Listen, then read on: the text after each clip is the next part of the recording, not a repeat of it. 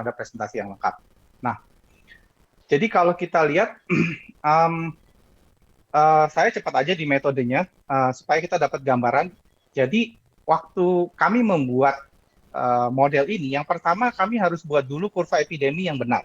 Nah, itu adalah kurva epidemi yang berdasarkan tanggal onset. Nah, uh, yang kita dapat, yang kita lihat di web pemerintah itu adalah berdasarkan laporan, sehingga itu harus kita koreksi dulu lah. Ini kami sudah koreksi.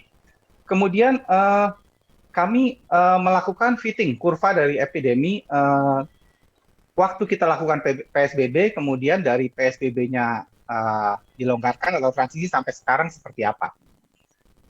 Kemudian kami buat skenario, akan seperti apa COVID-19 di Indonesia ini. Kalau business as usual, seperti sekarang, intervensi kita berhasil, atau intervensi kita makin memburuk, makin gagal. Nah, jadi kalau kita lihat, ini rumus-rumus saya lewati saja. Jadi prinsipnya ini modeling yang sering digunakan, jadi pakai SIR model, Susceptible, Infected, dan Recover model. Artinya ini ada populasi yang rentan, kemudian terinfeksi, terus sembuh, atau meninggal. Nah, intinya seperti itu, rumus-rumusnya saya lewati aja. Nah, jadi kemudian apa yang bisa mengatasi epidemi ini? Nah, kalau kita lihat, tadi Pak Kodari sudah menyebutkan, yang pertama adalah tes, lacak, dan isolasi. Ini dari penelitian yang ada bahwa kalau kita lakukan tes, lacak, dan isolasi yang baik, itu kita bisa menurunkan sampai 50% kecepatan epidemi ini. Ya, kalau kita lakukan dengan baik. Ini satu penelitian yang ada. Ini yang bisa dilakukan oleh pihak-pihak kesehatan.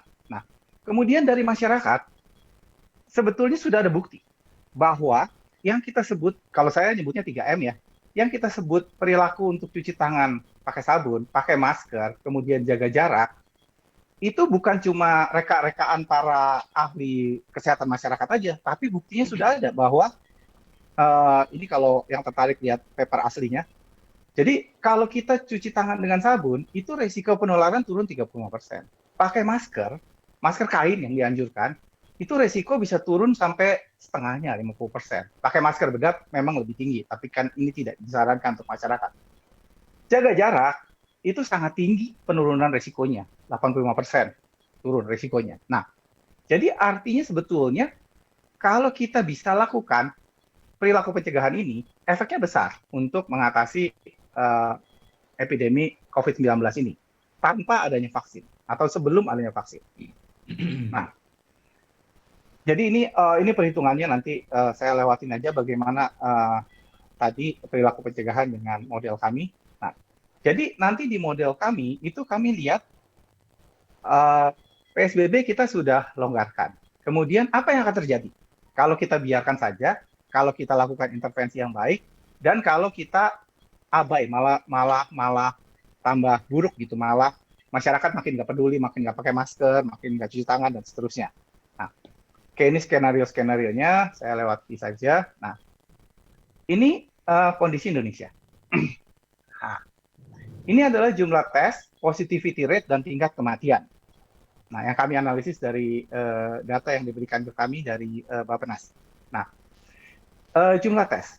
Jumlah tes di Indonesia itu, Indonesia secara nasional ya, bukan per provinsi. Kalau secara nasional, Indonesia itu belum mencapai standar WHO yang 1.000 tes per 1 juta penduduk per minggu.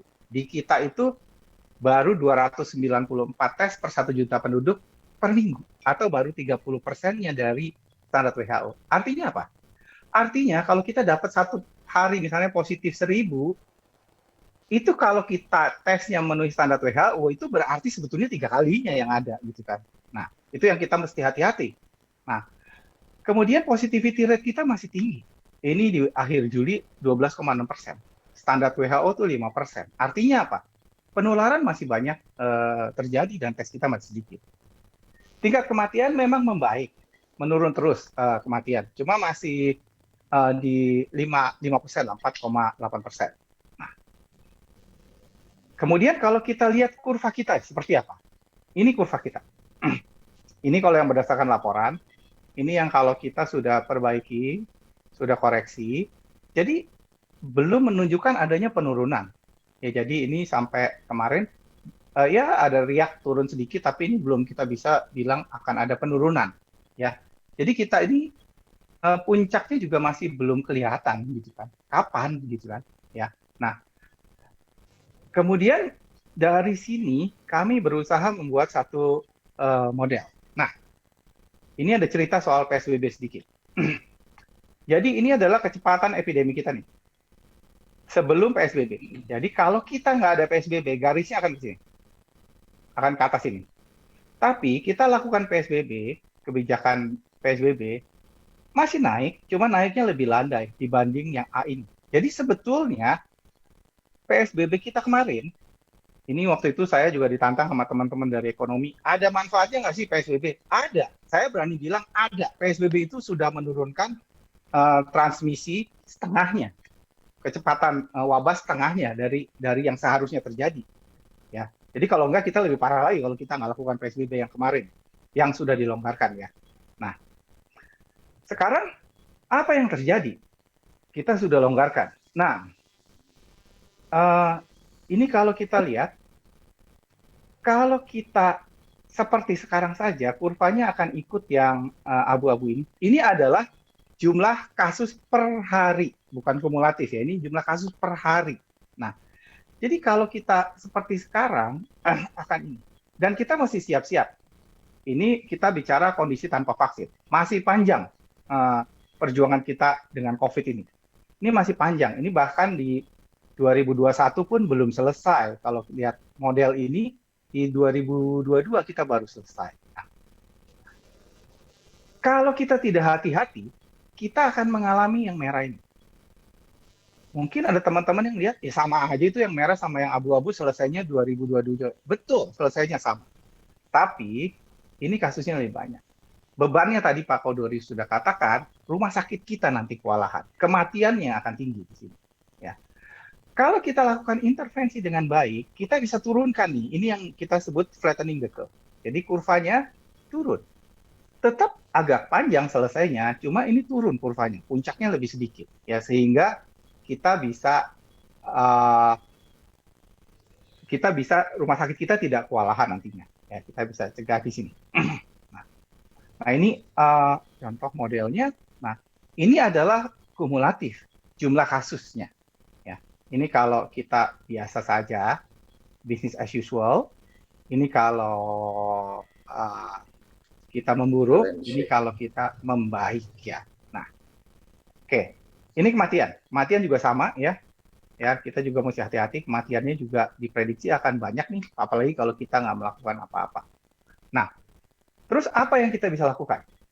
Tadi saya udah jelaskan, sebetulnya sekarang belum adanya vaksin, kita udah punya senjata kok. Tes, lacak, isolasi, sama perilaku pencegahan, yang 3M tadi. Nah, kita lihat salah satu perilaku pencegahan aja.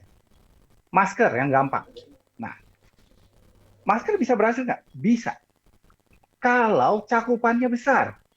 Ini kami di epidemiologi, di biostatistik, di internasional udah saling menghitung gitu ya. Gimana masker supaya berhasil? Nah, ternyata kalau menurut perhitungan simulasi, masker itu baru akan berhasil meredam epidemi ini kalau 80% penduduk yang keluar rumah sudah pakai masker. Kita bicara masker kain nih, nggak usah masker bedah ya, sudah pakai masker.